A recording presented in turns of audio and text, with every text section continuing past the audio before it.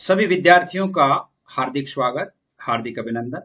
प्रिय विद्यार्थियों, आज हम पढ़ रहे हैं राजनीति विज्ञान कक्षा 12 समकालीन विश्व राजनीति, जो आपकी प्रथम बुक है और न्यू पाठ्यक्रम के अनुसार, जिसका प्रथम पाठ है शीत युद्ध का दौर।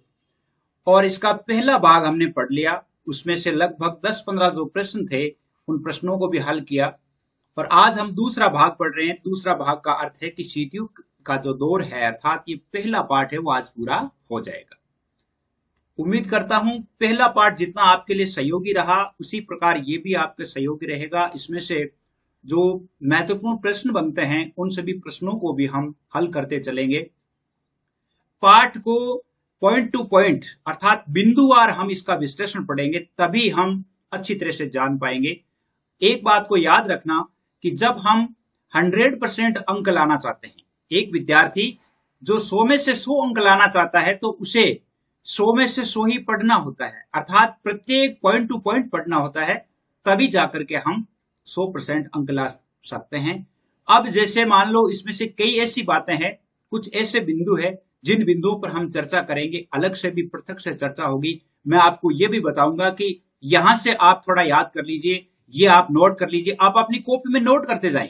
यानी आप अपनी एक नोटबुक तैयार रखें और नोटबुक में जो मैं बात कहता हूं, ये बात आप लिख लो, तो वो बात आप तुरंत लिख लो, जिससे क्या है कि आपके नोट्स तैयार हो जाएंगे। फिर आपको इतना मजा आएगा, यूं कह सकते हैं कि राजनीति विज्ञान जो है वो आपके लिए एक बहुत ही पसंदीदा सब्जेक्ट बन जाएगा। और वास्तव में ही राजनीति विज्ञान एक बहुत ही अच्छा विषय है, जिस पर आप बहुत ही अच्छा लिख सकते हैं, और स्कोरिंग सब्जेक्ट भी है। इसमें अंक भी पूरे में से पूरे लाए जा सकते हैं।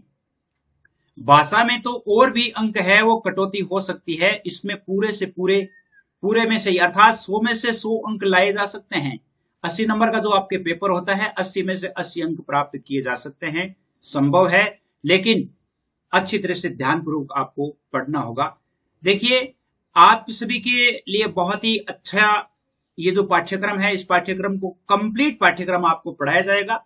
चैनल को आप जरूर सब्सक्राइब अवश्य करें, ये मत भूलें, और लाइक अवश्य करें, ताकि मुझे ये हौसला बढ़ता रहे मेरा कि हाँ, जो मैं पढ़ा रहा हूं विद्यार्थियों को समझ में आता है।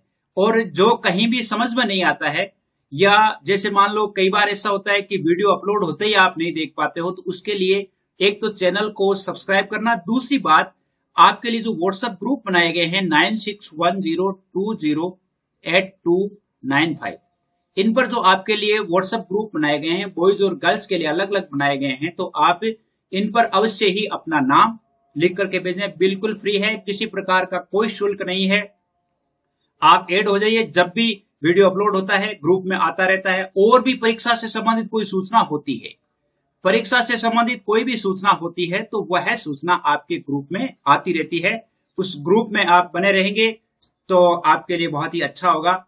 बहुत सारे जो पूर्व के विद्यार्थी हैं, जो कंपटीशन की तैयारी करने वाले हैं, उनके लिए भी अलग से ग्रुप चलते ही हैं।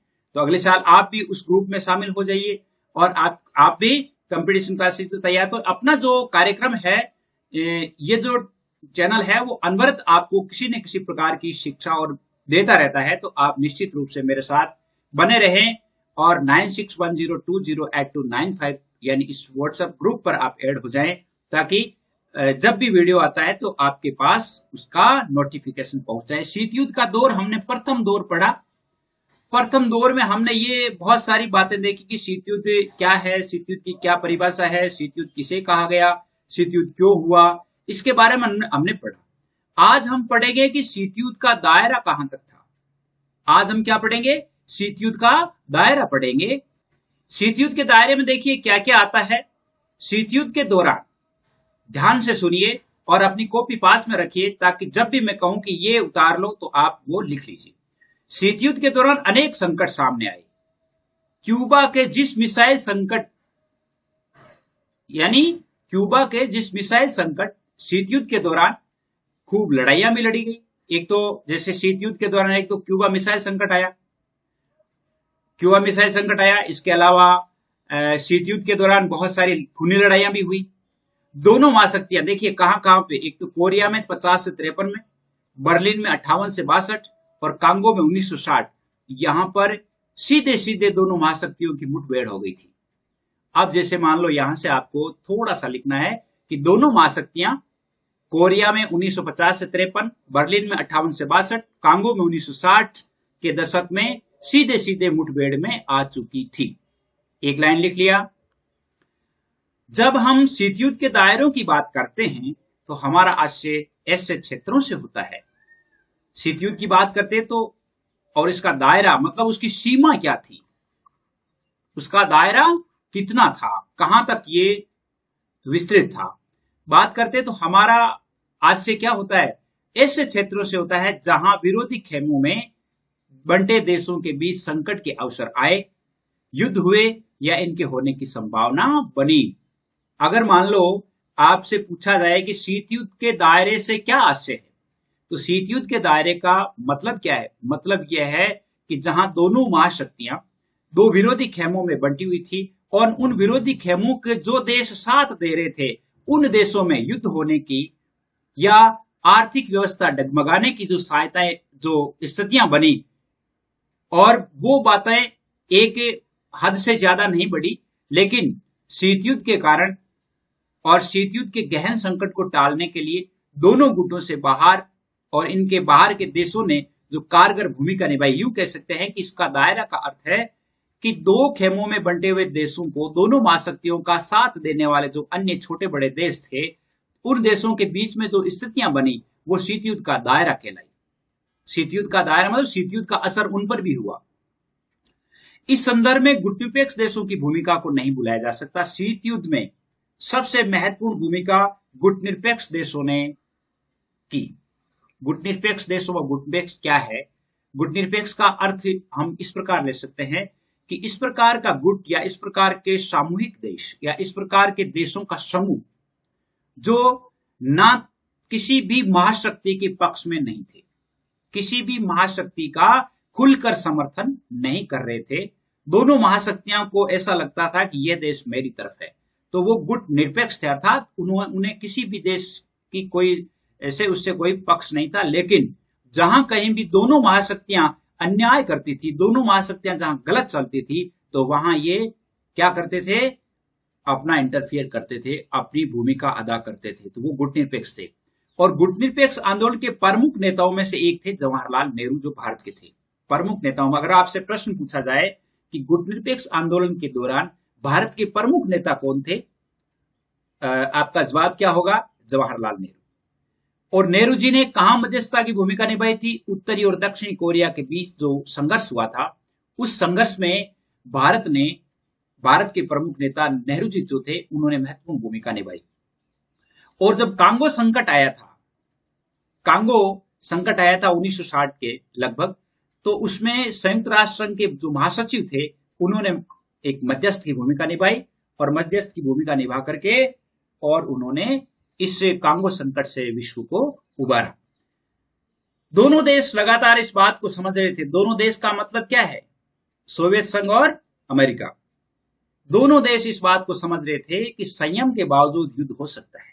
दोनों देशों में संयम था। दोनों देश एक दूसरे की पहल करने से हिचकिचा रहे थे। ये नहीं कि सोवियत संघ पहले पहल कर दे या अमेरिका कर दे, नहीं। दोनों देश एक दूसरे को कंट्रोल में रख रहे थे। दोनों गुट एक दूसरे की मंशा को समझने में भूल कर सकते थे। इसके अतिरिक्त सवाल यह भी था कि कोई परमाणु दुर्घटना हो गई तो क्या होगा? दोनों देशों को आशंका थी कि दोनों देश किस आशंका में थे? दोनों देश इस आशंका में थे कि अगर कोई परमाणु दुर्घटना हो गई तो क्या होगा? अगर गलती से कोई परमाणु हथियार चल जाए या कोई सैनिक शरारतन युद्ध शुरू कर दे या युद्ध के इरादे से कोई हथियार चला दे तो क्या होगा? अर्थात हमारी अर्थव्यवस्था तबाह हो जाएगी, जनहानि, धन हानि और लोकप्रियता की हानि होगी। 3 तरह की हानियां होगी। इस कारण समय रहते अमेरिका और सोवियत संघ ने कुछ परमाणविक और अन्य हथियारों को सीमित या समाप्त करने के लिए आपस में सहयोग करने का फैसला किया। दोनों ने, सोवियत संघ और अमेरिका ने परमाणविक हथियारों को समाप्त करने का फैसला क्यों लिया? क्योंकि दोनों परमाणु दुर्घटना से भयभीत थे या युद्ध से भयभीत थे। इसलिए वे किसी भी प्रकार की जन, धन और लोकप्रियता की हानि नहीं चाहते थे।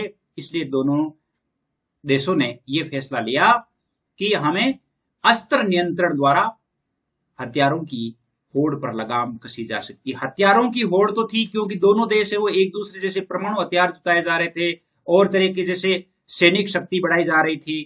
तो उन्होंने सबसे जो महत्वपूर्ण विकल्प उनके सामने था वो था अस्त्र नियंत्रण, यानी जितने भी जो हम परमाणविक हथियार जो है उनका संग्रह कर रहे थे तो उस संग्रह को उन्होंने कम कर दिया और उन्होंने ये सोचा कि अस्त्र नियंत्रण के द्वारा ही स्थायी संतुलन लाया जा सकता है। अस्त्र नियंत्रण क्यों किया? क्योंकि दोनों महाशक्तियां जानती थी कि अस्त्र नियंत्रण के द्वारा ही हथियारों के लगाम पर, हथियारों की जो होड़ है उस पर लगाम लगाई जा सकती है और स्थायी संतुलन लाया जा सकता है। और इस प्रकार के प्रयासों की शुरुआत 1960 के दशक में हुई। अस्त्र नियंत्रण का प्रयास कब से शुरू किया गया? 1960 के उत्तरार्ध से, यानी 1960 का जो सितंबर अक्टूबर का महीना था वहां से। और एक दशक के भीतर दोनों ने 3 अहम समझौतों पर दस्तखत किए। ये आप थोड़ा लिख ले। दोनों महाशक्तियों ने 3 अहम समझौतों पर दस्तखत किए थे, हस्ताक्षर किए थे 1960 के आसपास। और वो कौन से थे? पहला था परमाणु परीक्षण प्रतिबंध संधि, कि कोई भी महाशक्ति अपने देश में परमाणुओं का परीक्षण नहीं करेगी, ये संधि हो गई। दूसरी परमाणु अप्रसार संधि, की परमाणविक हथियारों का प्रसार नहीं करेंगे, ये भी उन्होंने संधि। और परमाणु प्रक्षेपास्त्र परिसीमन संधि, यानी परमाणु अप्रसार संधि और परमाणु प्रक्षेपास्त्र परिसीमन, जैसे परमाणु हथियार जितने भी है उनका परिसीमन नहीं किया जाएगा, जो जहां थे जैसी स्थिति में थे वैसी स्थिति में रहना है। और तीसरा था एंटी बैलिस्टिक मिसाइल ट्रीटी, यानी जो बैलिस्टिक मिसाइल जो थी, जैसे युद्ध में काम आने वाली जो मिसाइलें थी, उसके संबंध में भी एक संधि की गई जिसमें यह कहा गया कि इस प्रकार की एंटी बैलिस्टिक मिसाइल्स जो है, युद्ध मिसाइलें जो है, उनका संग्रह अब नहीं किया जाएगा। इस प्रकार की ये तीनों पर उन्होंने हस्ताक्षर किए थे। तो ये बहुत इंपॉर्टेंट चीज है। अब इससे क्या होता है? दो ध्रुवीयता को चुनौती, गुटनिरपेक्षता। गुटनिरपेक्षता ने दो ध्रुवीयता मतलब महाशक्तियों को, दोनों महाशक्तियों को गुटनिरपेक्षता ने चुनौती दे दी। गुटनिरपेक्षता का मतलब है गुटनिरपेक्ष देशों से संबंधित है। गुटनिरपेक्ष देश जो थे, गुटनिरपेक्ष में जो भी शामिल देश थे, उन देशों ने उन दोनों महाशक्तियों को चुनौती दे दी। अर्थात उन दोनों महाशक्तियों को भी ये लग रहा था कि हमें इन गुटनिरपेक्ष देशों से संबंध अच्छे बनाए रखने चाहिए। क्या चुनौती थी? देखिए, शीत युद्ध की वजह से विश्व 2 प्रतिद्वंदी गुटों में बंट रहा था। शीत युद्ध था, तो शीत युद्ध में कुछ देशों के पास एक ही विकल्प था, या तो अमेरिका के पक्ष में जाए या सोवियत संघ के पक्ष में जाए। तो अब दोनों देशों में 2 ही प्रतिद्वंदियों में बंट रहा था। इस संदर्भ में गुटनिरपेक्षता ने एशिया, अफ्रीका और लैटिन अमेरिका और इनके जो नव स्वतंत्र देश थे, नव स्वतंत्र का मतलब है किसी उपनिवेश के अंडर में थे वो, पहले वहां पर किसी और देश का शासन था और वहां से वो स्वतंत्र हुए थे, तो उन देशों को उन्होंने तीसरा विकल्प दिया था। जैसे मान लो अमेरिका, सोवियत संघ, इसके अलावा किसी देश पर शासन था, तो उससे नव स्वतंत्र जो देश हुए थे, उन देशों को गुटनिरपेक्षता ने तीसरा विकल्प दिया था। और वो विकल्प क्या था? कि दोनों महाशक्तियों के गुटों से अलग रहने का। गुटनिरपेक्षता ने नव स्वतंत्र देशों को तीसरा क्या विकल्प दिया था? कि महाशक्तियों के गुटों से अलग रहने का। क्या विकल्प था? ये था गुटनिरपेक्ष आंदोलन की जड़ में। अब गुटनिरपेक्ष आंदोलन है, इसके 5 संस्थापक थे। उनमें से देखो, युगोस्लाविया के जोसेफ ब्रोज टिटो, थोड़ा सा लिख ले आप, जोसेफ ब्रोज टिटो, कोष्टक में लिख लो युगोस्लाविया। जवाहरलाल नेहरू, भारत के। गमाल अब्दुल नासिर, मिस्र, कोष्टक में लिख लो मिस्र। ये तो तीनों दोस्त थे। और 1956 में इन्होंने एक सफल बैठक भी की थी। यानी 1956 में गुटनिरपेक्षता से संबंधित जो बैठक थी, इन तीनों दोस्तों की एक बैठक थी। उस बैठक में कौन कौन थे? युगोस्लाविया के जोसेफ, यानी ऐसा कहा जाता है कि मार्शल टिटो नेहरू। कौन थे? मार्शल अब्दुल नासिर, जैसे मार्शल टिटो या Joseph Broz Tito, Nasser Tito और नेहरू। कौन से थे? नासिर, टिटो और नेहरू, ये तीनों थे, नासिर, टिटो, नेहरू। इस सफल बैठक की इसमें एक तो इंडोनेशिया के सुकर्णो थे और घाना के प्रधानमंत्री थे एन क्रूमा। इन्होंने इनका जोरदार समर्थन किया। इनकी योजना थी कि इस प्रकार हम विश्व के जो अन्य देश है उन देशों से उन देशों को इन महाशक्तियों के चुंगल से हटा करके और एक अलग ही विकल्प के रूप में रखें, अर्थात इनको इन गुट से अलग रखें, निरपेक्ष रखें। और इनका इंडोनेशिया के सुकर्णो ने और घाना के वामे एनक्रूमा ने जोरदार समर्थन किया। ये 500 नेता गुटनिरपेक्ष आंदोलन के संस्थापक कहलाए। अब आपसे प्रश्न पूछा जा सकता है यहां पर कि गुटनिरपेक्ष आंदोलन के प्रमुख संस्थापक नेताओं के नाम बताइए, तब आप क्या बताएंगे? यानी Joseph Broz Tito Yugoslavia, Nehru Bharat, Nasser मिस्र और सुकर्णो इंडोनेशिया, एनक्रूमा घाना। ये 500 नेता थे और पहला गुटनिरपेक्ष सम्मेलन 1961 में बेलग्रेड में हुआ। बहुत ही इंपॉर्टेंट प्रश्न है, लिख लो कि प्रथम गुटनिरपेक्ष सम्मेलन 1961 में बेलग्रेड में हुआ। और यह सम्मेलन जो हुआ, इस सम्मेलन में 3 बातें सामने आई। 3 बातों पर जो सहयोग हुआ उसमें क्या क्या थे? बेलग्रेड सम्मेलन में क्या हुआ? एक तो था कि इन 500 देशों के बीच सहयोग। 5 देश कौन कौन से थे? भारत था, यूगोस्लाविया था, मिस्र था, इंडोनेशिया था, घाना था।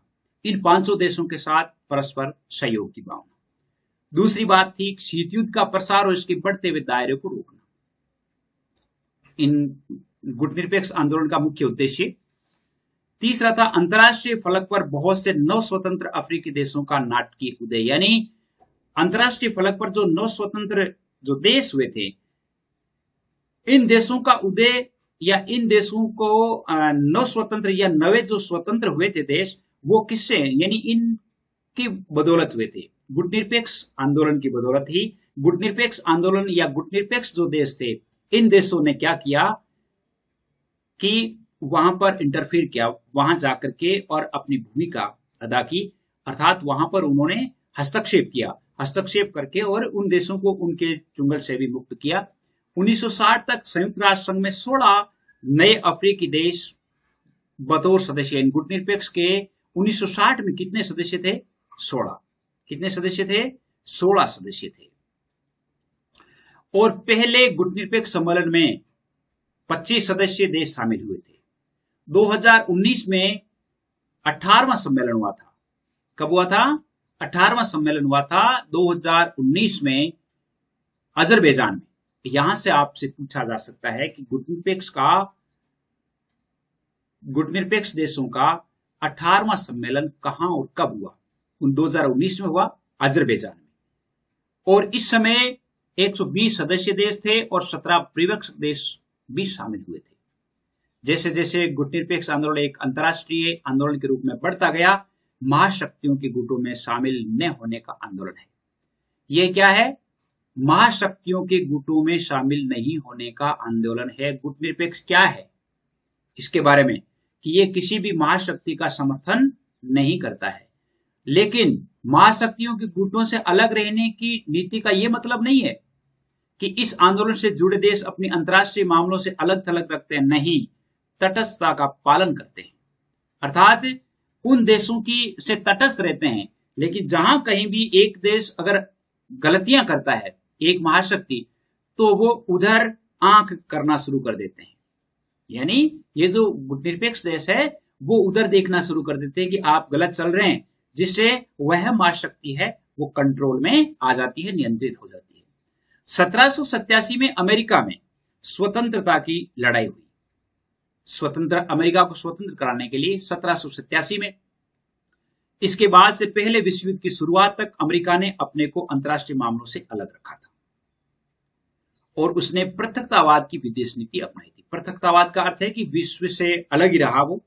इसके विपरीत गुटनिरपेक्ष देशों ने, जिसमें भारत भी शामिल है, शांति और स्थिरता बनाए रखने के लिए प्रतिद्वंदी गुटों के बीच मध्यस्थता में सक्रिय भूमिका निभाई।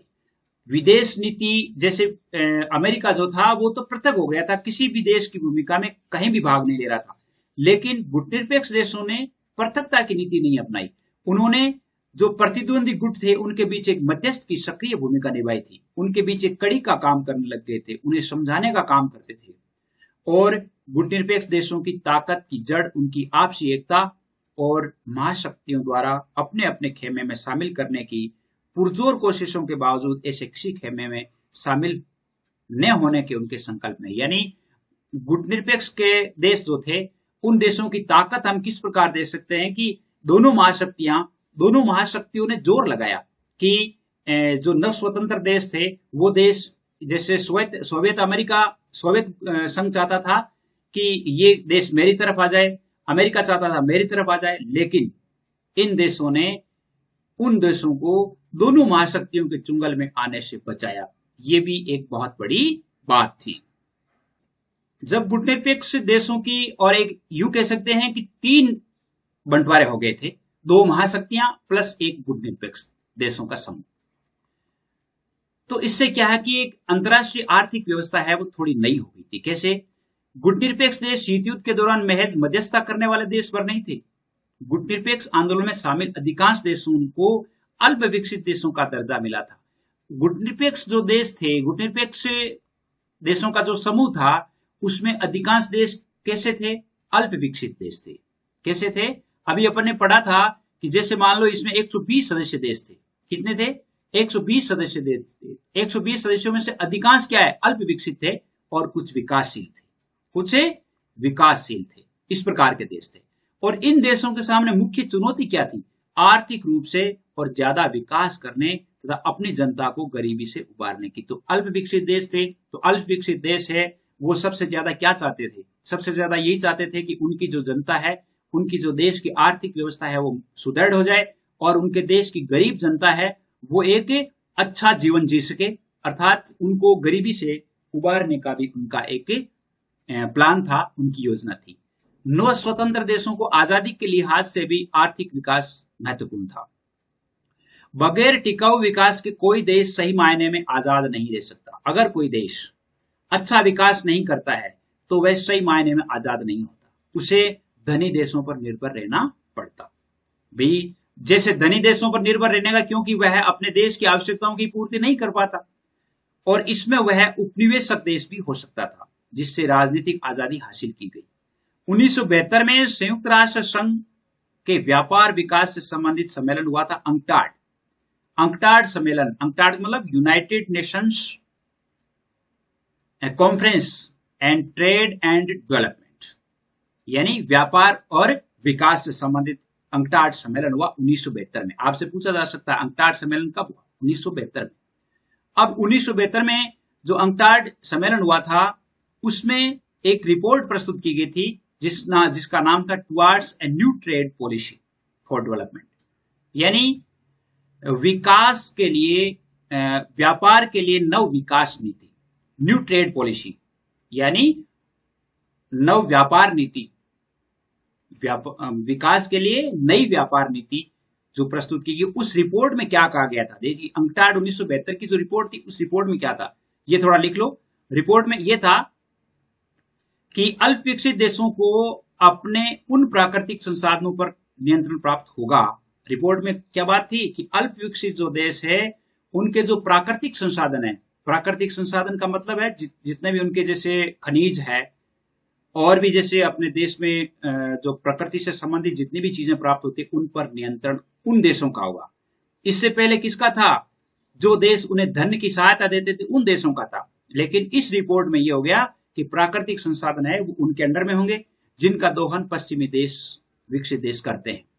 दूसरी बात इस रिपोर्ट में यह थी अंकटाड में कि अल्प विकसित देशों की पहुंच पश्चिमी देशों के बाजार तक होगी और वे अपना सामान बेच सकेंगे। इस तरह गरीब देशों के लिए व्यापार फायदेमंद होगा। इसमें एक ये हुआ कि यहाँ का जो व्यापार होगा, पश्चिमी देशों का जो बाजार है वहां तक, यहाँ बनने वाली चीजें पश्चिमी देशों तक पहुंचेगी और वहां से जो धन प्राप्त होगा इससे उन देशों की आर्थिक व्यवस्था है वो सुदृढ़ होगी। तीसरा था पश्चिमी देशों से मंगाई जा रही प्रौद्योगिकी की लागत में कमी। पश्चिमी देशों से कोई भी चीज बनकर के आ रही थी तो उनकी लागत को कम करना, ये भी इस रिपोर्ट का एक हिस्सा था। और चौथा भाग था या चौथी जो बात थी उसमें वो थी कि अल्प विकसित देशों की अंतर्राष्ट्रीय आर्थिक संस्थानों में भूमिका बढ़ेगी। अल्प विकसित देश है उसमें अंतर्राष्ट्रीय जो आर्थिक संस्थान है, यानी अंतर्राष्ट्रीय स्तर पर जो आर्थिक संस्थान को अंतर्राष्ट्रीय स्तर पर जो कंपनियां हैं, उन कंपनियों में उनकी हिस्सेदारी बढ़ेगी। और गुटनिरपेक्ष का प्रथम जो सम्मेलन हुआ था बेलग्रेड में 1961 में। कब हुआ था? 1961 में प्रथम सम्मेलन गुटनिरपेक्ष, ये लिख लेना।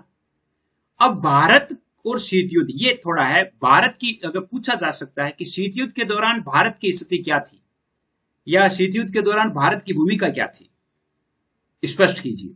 तो शीत युद्ध में भारत ने दो स्तरों पर अपनी भूमिका निभाई। दो स्तरों पर कैसी?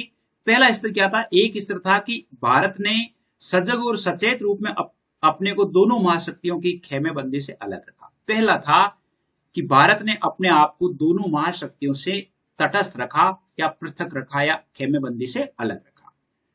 दूसरी थी कि भारत ने उपनिवेशों के चुंगल से मुक्त हुए नव स्वतंत्र देशों को महाशक्तियों के खेमे में जाने का पुरजोर विरोध किया। दूसरी भारत की क्या भूमिका थी शीत युद्ध के दौरान? जो देश नए स्वतंत्र हुए थे उन देशों को महाशक्तियों में जाने से रोका, अर्थात महाशक्तियों के चुंगल में नहीं फंसे, इससे उन देशों को उन्होंने रोका था। अगला देखिए, नेहरू ने विश्व को याद दिलाया कि गुटनिरपेक्षता कोई पलायन की नीति नहीं है। अब जैसे मान लो आपके यहां से प्रश्न आ जाता है कि गुटनिरपेक्षता कोई पलायन की नीति नहीं है, यह किसने कहा? यह कहा था नेहरू जी ने। इसके विपरीत भारत शीतयुद्धकालीन प्रतिद्वंदिता की जकड़ ढीली करने के लिए अंतर्राष्ट्रीय मामलों में सक्रिय रूप से हस्तक्षेप करने के पक्ष में था। एक प्रतिद्वंदिता जो थी दोनों देशों की, दोनों महाशक्तियों के बीच में प्रतिद्वंदिता थी, उसकी जकड़ को ढीली करने के लिए उनके बीच में हस्तक्षेप करता था, सक्रिय भूमिका निभाता था। एक बात और थी, भारत ने दोनों गुटों के बीच मौजूद मतभेदों को कम करने की कोशिश की। दोनों गुट यानी सोवियत संघ और अमेरिका, इन दोनों के बीच में जो मतभेद थे उन मतभेदों को दूर करने का प्रयास भी भारत ने किया। इस तरह उसने इन मतभेदों को पूर्ण व्यापी युद्ध का रूप लेने से रोका। यूं कह सकते हैं कि दोनों गुटों के बीच युद्ध होने की स्थिति को बचाने में का काम किया था, वो किया था भारत ने। और भारत के राजनयिकों और नेताओं का उपयोग अक्सर शीत युद्ध के दौर में प्रतिद्वंदियों के बीच संवाद कायम करने और मध्यस्थता करने के लिए हुआ था। भारत के जो राजनयिक थे, भारत के जो राजनेता थे और जो अन्य जो लीडर्स थे, वो क्या करते थे? शीत युद्ध के दौरान प्रतिद्वंदी जो है, अर्थात अमेरिका और ये जो सोवियत संघ है, इनके बीच में संवाद होता था, अर्थात इन दोनों के बीच में एक का समान एक की बात को दूसरे के बाद पहुंचाना, दूसरे के बाद तीसरे के पास, दोनों के पास पहुंचाना और दोनों की बातों पर मंथन करना और उनके बीच में मध्यस्थता की भूमिका निभाना, यह भारत का काम था। शीत युद्ध के दौरान भारत ने लगातार उन क्षेत्रीय और अंतर्राष्ट्रीय संगठनों को सक्रिय बनाए रखने की कोशिश की जो अमेरिका और सोवियत संघ के खेमे से नहीं जुड़े थे। एक बात और थी कि नेहरू ने स्वतंत्र और परस्पर सहयोगी राष्ट्रों के एक सच्चे राष्ट्र कुल के ऊपर गहरा विश्वास जताया जो शीत युद्ध को खत्म नहीं सही पर उनकी जकड़ ढीली करने में सकारात्मक भूमिका निभाई। स्वतंत्र और परस्पर सहयोगी राष्ट्र जो है उनको यानी महाशक्तियों के चुंगल में जाने से बचा करके शीत युद्ध को खत्म तो नहीं कर सका, लेकिन शीत युद्ध की जकड़ को ढीली करने में अवश्य ही भारत की भूमिका सक्रिय रही। अब देखिए, ये जो गुटनिरपेक्षता थी, तो इससे भारत को क्या लाभ हुआ? भारत को गुटनिरपेक्षता की नीति से भारत का दो तरह से सीधा हित साधन हुआ था। कौन सा? पहली बात थी कि गुटनिरपेक्षता के कारण भारत ऐसे अंतर्राष्ट्रीय फैसले और पक्ष ले सका जिससे उसका हित सदता हो, न कि महाशक्तियों और उनके खेमे के देशों का। पहली बात तो ऐसे अंतर्राष्ट्रीय फैसले और ऐसे पक्ष भी भारत ले सका जिससे सीधा सीधा भारत का हित हो, भारत के हित के संबंध में फैसला ले सकता था। दूसरी देखिए बहुत ही महत्वपूर्ण बात है, दूसरी थी कि भारत हमेशा इस स्थिति में रहा कि एक महाशक्ति उसके खिलाफ जाए तो वह दूसरी महाशक्ति के करीब आने की कोशिश करे। भारत इस प्रकार की स्थिति में था, ये दोनों महाशक्तियां भारत को किस नजर से देखती थी? जब भी वो भारत पर नजर डालती तो उन्हें लगता था कि भारत अमेरिका के पक्ष में है, सोवियत संघ को तो लगता अमेरिका के पक्ष में है, अमेरिका को लगता सोवियत संघ के पक्ष में है। तो दोनों महाशक्तियां इस वहम में जी रही थी कि भारत है वो इसके पक्ष में जा सकता है, तो उन्होंने किसी भी प्रकार की कोई दखलंदाजी भारत के संबंध में नहीं की। अगर भारत को महसूस हो कि महाशक्तियों में से कोई उसकी अनदेखी कर रहा है या अनुचित दबाव डाल रहा है, तो वह दूसरी महाशक्ति की तरफ अपना रुख कर सकता था। ऐसी स्थितियां बना दी थी इन्होंने। अब भारत के संबंध, भारत की जो गुटनिरपेक्षता की नीति थी, इसकी कुछ आलोचनाएं भी है, अर्थात इसमें कमियां भी है। क्या है? दूसरी है कि पहली बात है कि भारत की गुटनिरपेक्षता सिद्धांत विहीन है, यानी उनका कोई सिद्धांत नहीं था। कैसे? सिद्धांत विहीन का अर्थ है कि इन्होंने ये कोई सिद्धांत नहीं बना रखा था कि हम तो उसका पक्ष लेंगे या इसका पक्ष लेंगे, तो इसका कोई सिद्धांत नहीं था। दूसरी बात, भारत के व्यवहार में स्थिरता नहीं रही। कई बार भारत की स्थिति विरोधाभासी रही, अर्थात उन्होंने किसी भी बात पर यह नहीं कि हम इस बात का ही विरोध करेंगे, इस बात का विरोध नहीं करेंगे। एक समय उन्होंने विरोध किया, दूसरी तरफ उन्होंने पक्ष भी ले लिया। तो उनके विचारों में, व्यवहार में कोई स्थिरता नहीं है। तीसरा, महाशक्तियों के खेमों में शामिल होने पर दूसरे देशों की आलोचना करने वाले भारत ने स्वयं सन 1971 के अगस्त में सोवियत संघ के साथ आपसी मित्रता की संधि पर हस्ताक्षर किए थे। तो एक तीसरी गड़बड़ यह थी कि महाशक्तियों के, भारत ने यह कह रखा था कि कोई भी देश महाशक्तियों के खेमे में नहीं जाएगा, लेकिन 1971 में जो सोवियत संघ के साथ जो संधि हुई थी, रशिया के साथ जो संधि हुई थी, उस संधि पर आपसी मित्रता के संबंध में उन्होंने हस्ताक्षर किए थे। तो ये तीन बातें, थोड़ी इनको लिख ले अच्छी तरह से। अब देखिए, अपन अभी पढ़ रहे थे कि परमाणु अप्रसार संधि क्या है, फलाना क्या है, तो इनके बारे में थोड़ा सा जान लेते हैं कि वो क्या है। सबसे पहले कि सीमित परमाणु परीक्षण संधि, एलटीबीटी। एलटीबीटी का मतलब क्या है? एलटीबीटी में था वायुमंडल, बाहरी अंतरिक्ष, पानी के अंदर परमाणु हथियारों के परीक्षण पर प्रतिबंध। पानी के अंदर अर्थात जैसे वायुमंडल में, बाहर के अंतरिक्ष में और पानी के अंदर किसी प्रकार का कोई परमाणु परीक्षण नहीं होगा। इस संधि पर अमेरिका, ब्रिटेन, सोवियत संघ ने मॉस्को में 5 अगस्त 1963 को हस्ताक्षर किए। तो सीमित परमाणु यानी एलटीबीटी जो है वो कब बनी थी? मॉस्को में इस पर हस्ताक्षर किए गए 5 अगस्त 1963 को। कब किए गए थे? 5 अगस्त 1963 को। और 10 अक्टूबर 1963 से ये संधि प्रभावी हो गई। तो हस्ताक्षर तो हो गए 5 अगस्त 1963 को, और ये प्रभावी कब से, लागू कब से हुई? 10 अक्टूबर 1963 से। एक संधि थी एनपीटी, परमाणु अप्रसार संधि। तो इसमें था, यह संधि केवल परमाणु शक्ति संपन्न देशों को एटमी हथियार रखने की अनुमति देती है। केवल परमाणु शक्ति से जो संपन्न देश है उनको, और बाकी देशों को ऐसे हथियार हासिल करने से रोकती है। एनपीटी का मतलब यह। अब परमाणु अप्रसार संधि क्या है? परमाणु अप्रसार संधि यह है कि परमाणु शक्ति संपन्न जो देश है वो ही एटमी हथियार अर्थात एटम बम से बने हुए हथियार रख सकते थे, अन्य नहीं। परमाणु अप्रसार संधि के उद्देश्यों को ध्यान में रखते हुए देशों को परमाणु शक्ति संपन्न देश माना गया जिन्होंने 1 जनवरी 1967 से पहले किसी परमाणु हथियार अथवा अन्य विस्फोटक परमाणु सामग्रियों का निर्माण अथवा विस्फोटक किया। अब किस देश को माना जाए कि ये एनपीटी संपन्न है, यानी ये परमाणु से संपन्न है, न्यूक्लियर से संपन्न है? तो 1 जनवरी 1967 तक किसी ने कोई परमाणु हथियार बनाया है या कोई जैसे परमाणु परीक्षण किया है, तो उस देश को उन्होंने माना कि ये परमाणु संपन्न देश है। इस परिभाषा के अंतर्गत 5 देश थे, अमेरिका, सोवियत संघ, ब्रिटेन, फ्रांस और चीन। तो 1967 तक ये 5 देश जो थे वो कैसे थे? परमाणु संपन्न देश थे, अमेरिका, सोवियत संघ, ब्रिटेन और फ्रांस और चीन।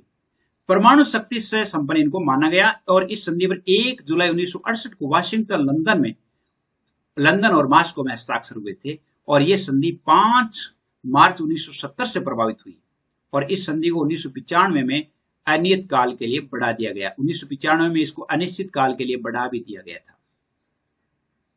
अब देखिए, ये जो 2 थी ये बहुत ही महत्वपूर्ण थी, इन संधियों को अपने को पढ़ना जरूरी था। तो बाकी जैसे सामरिक अस्त्र परिसीमन संधि है, ये भी आप वैसे आप अपनी बुक में भी पढ़ लेंगे। अब जैसे मान लो अपन ने यहां तक जो पढ़ा है, इसमें से अपन के जो HW है या यूं कह सकते हैं कौन से प्रश्न है वो प्रश्न देखते हैं। इसमें से पहला प्रश्न देखिए, आप भी अंदाज लगाएंगे, शीत युद्ध के बारे में कौन सा कथन गलत है? गलत कथन देखना है कि शीत युद्ध क्या है। यह संयुक्त राज्य अमेरिका, सोवियत संघ और उनके साथी देशों के बीच की एक प्रतिस्पर्धा थी। सही है। यह महाशक्तियों के बीच विचारधाराओं को लेकर भी एक युद्ध था, यह भी अपन ने पढ़ा था, उनके विचार नहीं मिलते थे। शीत युद्ध ने हथियारों की होड़ शुरू की, बिल्कुल। तीसरा, अमेरिका और सोवियत संघ सीधे युद्ध में शामिल थे, ये गलत है। तो इसमें से गलत कौन सी बात हुई? ये घ गलत हो गई, क्योंकि सीधे युद्ध में शामिल नहीं थे। निम्न में से कौन सा कथन गुटनिरपेक्ष आंदोलन के उद्देश्य पर प्रकाश नहीं डालता, अर्थात गुटनिरपेक्ष आंदोलन की बात को सही नहीं ठहराता, वो बताइए। उपनिवेशवाद से मुक्त हुए देशों को स्वतंत्र नीति अपनाने में समर्थ बनाना। एक, किसी भी सैन्य संगठन में शामिल होने से इनकार करना। वैश्विक मामलों में तटस्थता की नीति अपनाना। वैश्विक आर्थिक असमानता की समाप्ति पर ध्यान केंद्रित करना। ये चार बातें हैं। इन चारों में से कौन सी बात है जो सही नहीं है? देखिए, उपनिवेशवाद से मुक्त हुए देशों को स्वतंत्र नीति अपनाने में समर्थ बनाना, किसी भी सैन्य संगठन में शामिल होने से इनकार करना, वैश्विक मामलों में तटस्थता की नीति अपनाना, वैश्विक आर्थिक असमानता की समाप्ति पर ध्यान केंद्रित करना। वैश्विक आर्थिक असमानता, इस पर तो इन्होंने ध्यान केंद्रित था क्योंकि अल्प विकसित देश थे, इनसे तटस्थ भी रहे थे ये। किसी भी सैन्य संगठन में शामिल होने से इनकार करना और उपनिवेशवाद से मुक्त हुए देशों को स्वतंत्र नीति अपनाने में समर्थ बनाना, ये नहीं है। यानी स्वतंत्र नीति अपनाने में समर्थ बनाना, ये नहीं, समर्थ वो नहीं बना सकते थे।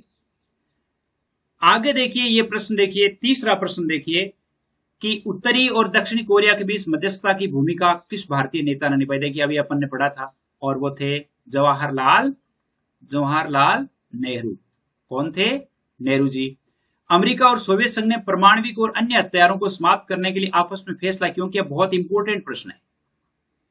फैसला दोनों महाशक्तियों ने, देखिए आप इसको कैसे लिखेंगे, इसको आप लिखेंगे कि दोनों महाशक्तियों ने अपनी अर्थव्यवस्था एवं जनहानि के भय से तथा विश्व में अन्य देशों की नजरों में अपनी लोकप्रियता को बचाने के लिए यह फैसला लिया।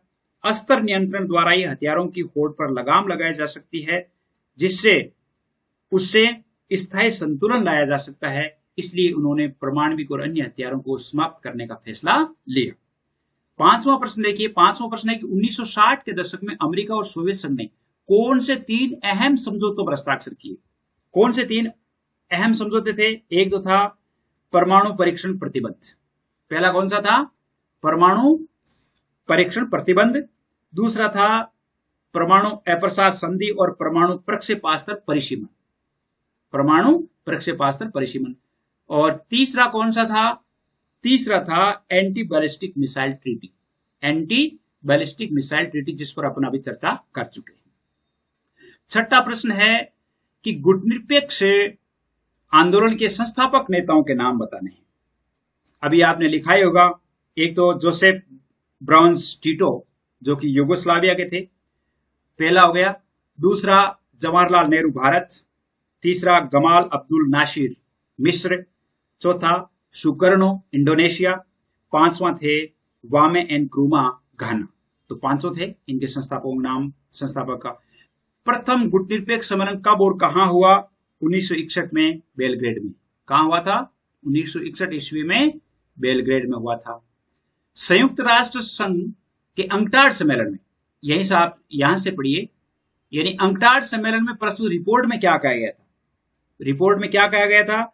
अल्प विकसित देशों से संबंधित जो रिपोर्ट थी उसमें पहला तो था इसमें कि अल्प विकसित देशों को अपने प्राकृतिक संसाधनों पर नियंत्रण प्राप्त होगा। दूसरा था कि पश्चिमी देशों के बाजार तक अल्प विकसित देशों की पहुंच होगी। तीसरा इसका था कि पश्चिमी देशों से आयात माल पर लागत कम होगी। और चौथा था कि अल्प विकसित देशों की अंतर्राष्ट्रीय आर्थिक संस्थानों में भूमिका बढ़ेगी। अंतर्राष्ट्रीय आर्थिक संस्थान यानी जो औद्योगिक धंधे थे उनमें भूमिका बढ़ेगी। ये थे। आगे देखिए, शीत युद्ध के दौरान, 9वां प्रश्न, शीत युद्ध के दौरान भारत की भूमिका कैसी रही? शीत युद्ध के दौरान भारत की भूमिका कैसी रही? भारत की भूमिका 2 स्तरों पर रही थी। अपन अभी पढ़े थे ना दोनों में। पहला था कि दोनों महाशक्तियों के खेमे से भारत को दूर रखना, और दूसरा था कि नव स्वतंत्र देशों को महाशक्तियों के खेमे से दूर रखा। ये भारत की एक भूमिका थी। गुटनिरपेक्षता की नीति ने भारत का प्रत्यक्ष रूप से किस प्रकार हित साधन किए, बहुत इंपॉर्टेंट प्रश्न है। गुटनिरपेक्षता की नीति ने दो तरह से हित साधन किया था। पहला कौन सा था? पहला यह था कि पहले में था कि गुटनिरपेक्षता के कारण भारत ऐसे अंतर्राष्ट्रीय फैसले ले सका जिससे उसका हित साधन हो, अर्थात भारत के हित के संबंध में फैसले ले सका। दूसरा था कि भारत हमेशा दोनों महाशक्तियों की नजरों में तटस्थ रहा। अगर कोई महाशक्ति भारत की अनदेखी कर रहा होता था तो भारत दूसरी महाशक्ति की ओर रुख कर सकता था, ऐसा हर समय उन महाशक्तियों को लगता था। देखिए कितना अच्छा पाठ है, 10 प्रश्न है, बहुत ही इंपॉर्टेंट प्रश्न भी है। तो आप इनको अपनी कॉपी में भी उतारें, करें भी, अच्छी तरह से एक नोट्स भी बना लें ताकि आपके लिए एक अच्छे नोट्स बन जाए। और अब डेली जो अपलोड होते हैं लेसन्स, उनके आधार पर आप आगे से आगे बढ़ते जाइए। आज के लिए बस इतना ही। जय हिंद, जय भारत।